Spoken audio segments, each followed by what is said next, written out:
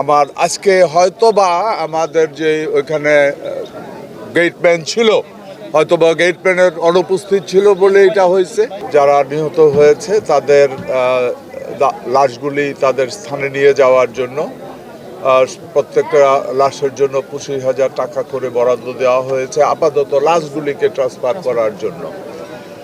আর আমাদের এখানে আহত যে কয়জন আছে এটা চিকিৎসাধীন আছে। কিছু লোক প্রাথমিক চিকিৎসার পরে চলে গেছে, যারা হয়তো বাসের আগে পিছু ছিল, ট্রেনের মধ্যে মুখে লাগেনি।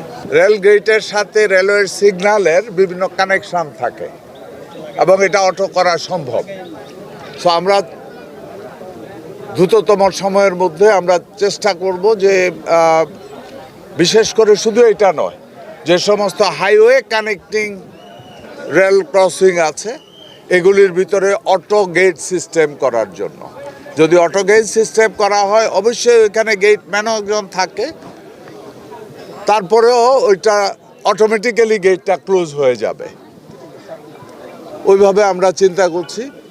আর এখানে যারা নিহত হয়েছে এদেরকে তো বললামই, এদের বাড়ি পাঠানোর ব্যবস্থা করা হচ্ছে। এর ভিতরে লাশ শনাক্তকরণ চলছে, কারণ এখানে বাসের যাত্রী হয়তো কেউ চিনে অথবা চিনে না, যার জন্য আমরা ওইভাবে সরকারের পক্ষ থেকে আমরা ওই জায়গায় নিউজ পাঠানো হয়েছে, বিভিন্ন প্রসেস করা হচ্ছে যাতে করে লাশটা তার আত্মীয় স্বজনেরা জানে যে এই লাশ তারা যেন এসে এটা রিসিভ করতে পারে।